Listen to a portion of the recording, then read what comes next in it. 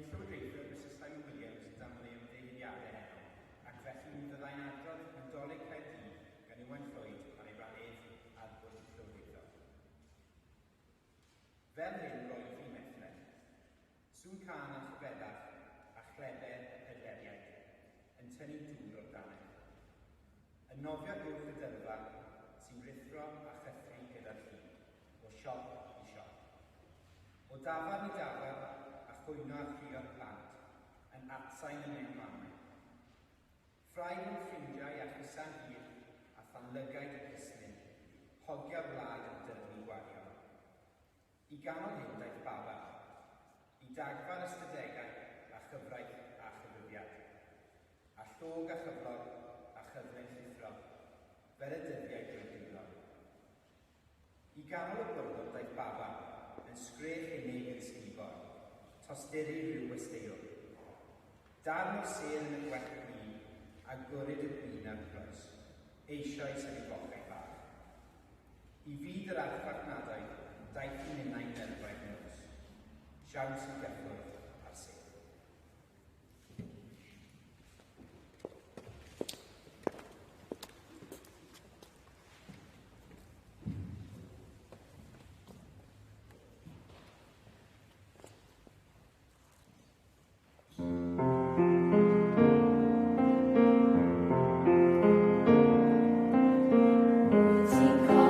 Stori am y seryn gloi,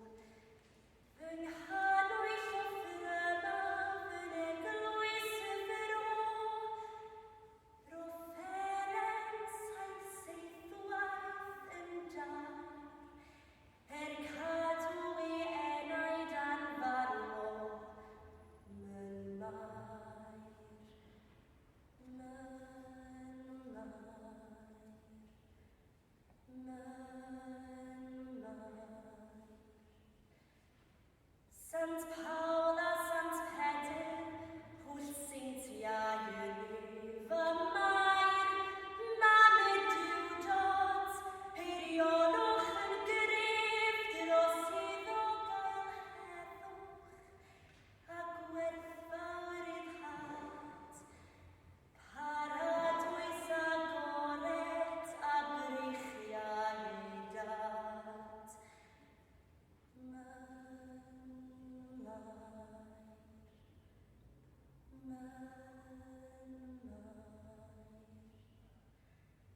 Mam Iesir brydferthaf o ferched i'r byd, mor wynig frenhines yn efoedd i gyd.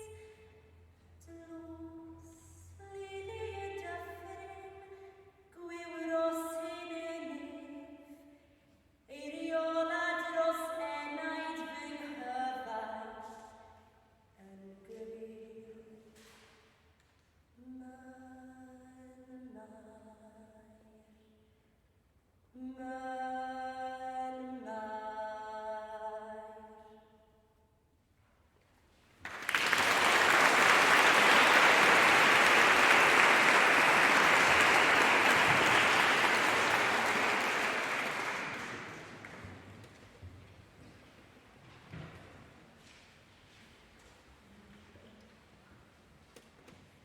Pen-blwydd hapus. Mae Marty pen-blwydd a baredwr y byd, a'r miri gorlifo o'r clybiau i'r stryd. Mae pawb am fod yno ar dathlu mor rwydd, heb wybod pwy'n union sy'n cael ei ben-blwydd.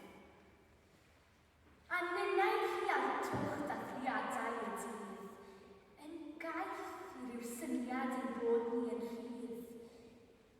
Mae yno, o'r golwg a'r bafin y byd, rhyw frenin bach iddil a bocs i fo'n pryd.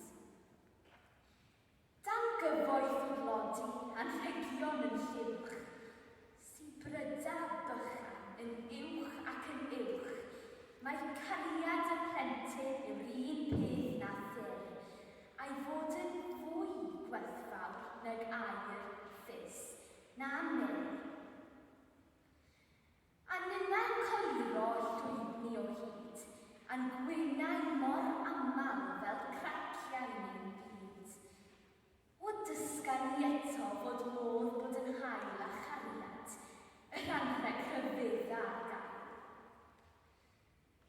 Mae Marty pen-blwydd ar baredwr y byd, a'r dathlu yn llifo'n clonau i'r hyd.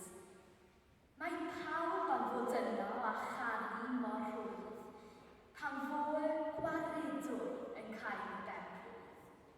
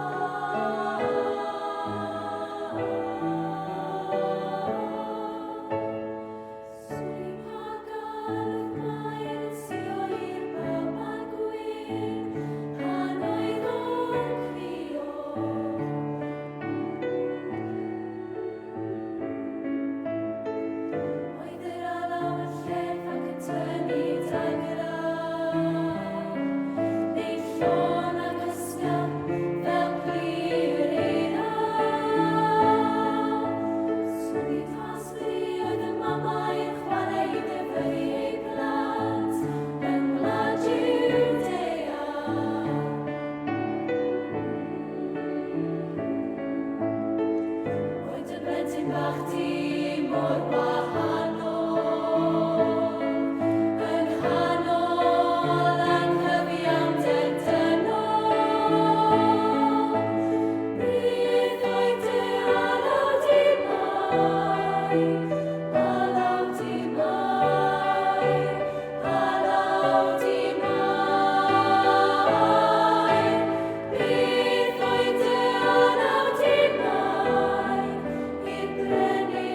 with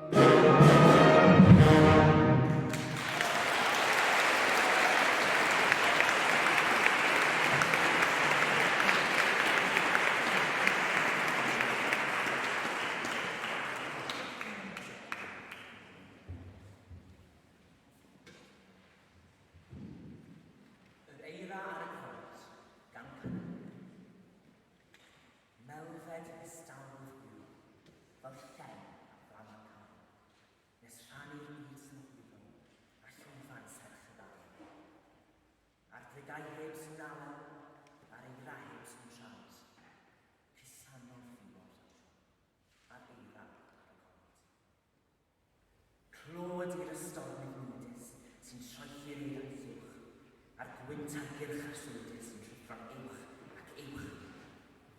Ond wedi'r angerdd dreiglo, darsau hyfryta'r lot. Pryd na bydd chwae siglo, yr eira ar y cont. Clywed i'r storm o garu sy'n lliwchio nid ar ffron, ni o ni edifaru, eriod am angerdd hon. Ond wedi'r iasau hiriol, yn fenaid byth ar hont, atgof un cusam tiriol, fel eira am y cont.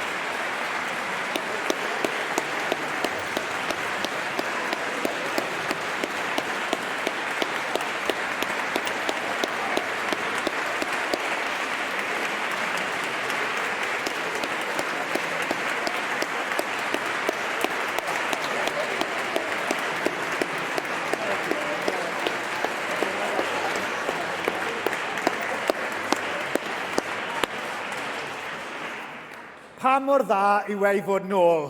How good is it to be back? Gai gyflwyno i chi, pobl ifanc, côr, ysgol gyfeirish Gymraeg, Glantaf.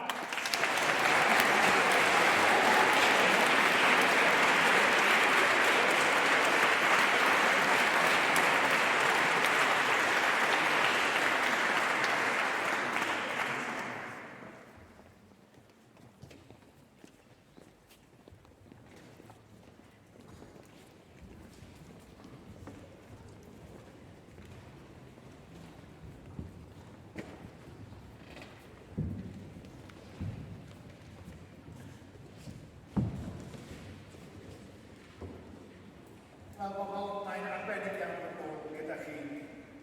It is indeed a privilege, a pleasure to be together once again.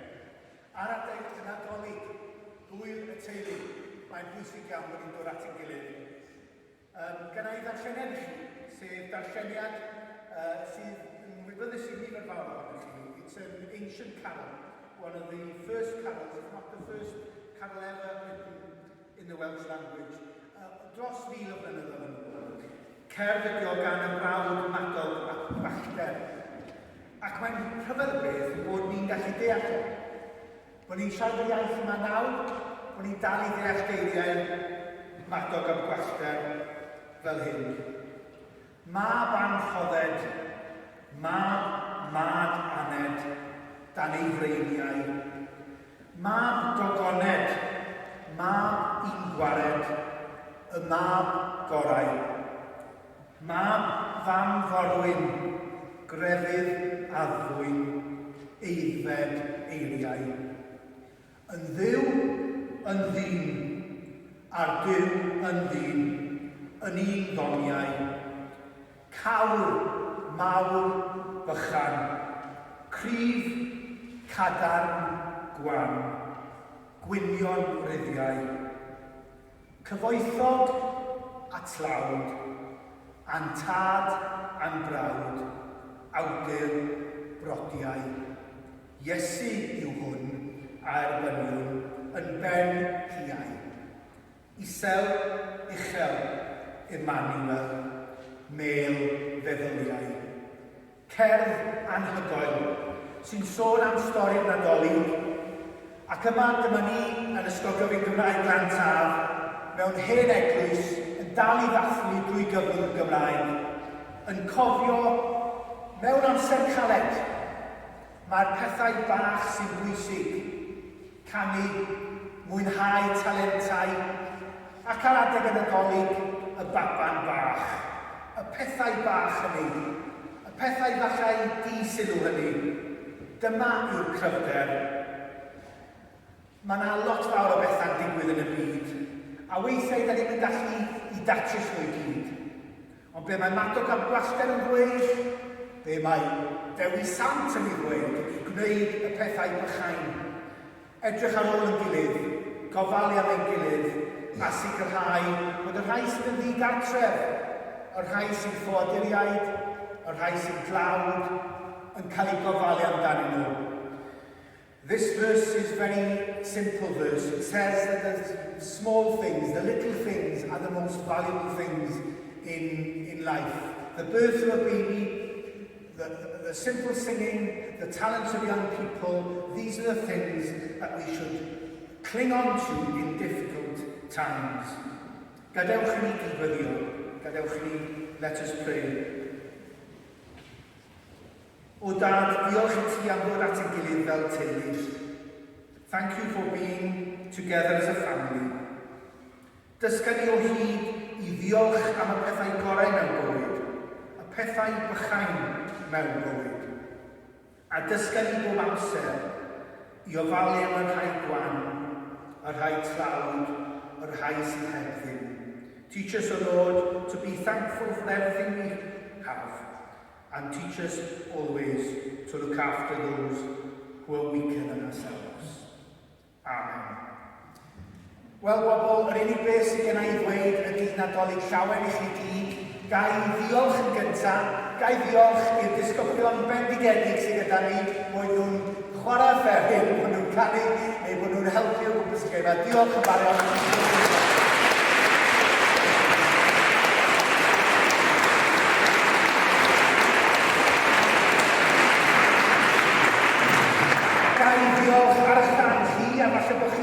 diolch i'r athrawon gwych sydd gyda ni yn Gantaf.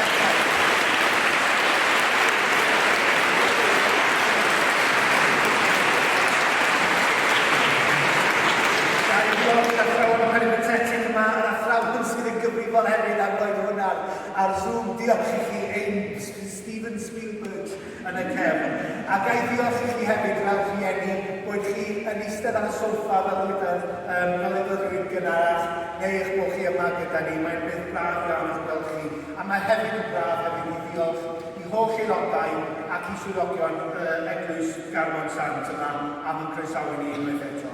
Mae'r golen diffodd felly yn amser i fi orffen yr hyn dwi'n mynd i ddweud. Ar ddiwedd y gyngor yma, gai ofyn i chi fel cynulleidfa i adael os gwelwch yma, ac plis peidiwch aros i siarad o dan do, gwnewch hynny tu fas. A wedyn byddwn ni'n gael ganiatau i'r plant ma'n fynd allan, blwyddyn 7 yn gyntaf, wedyn blwyddyn 8, felly arhoswch ar eich eistedd disgyblion, a bydd y chweched, fi'n siŵr, yn helpu ni i dacluso lan yr eglwys wrth i adael. Ar ran ysgol gyfyn Gymraeg Gantaf, gael dymuno nadolig llawen i bob un ohonych chi a blwyddyn newydd dda. Nos da, a diolch yn fawr iawn.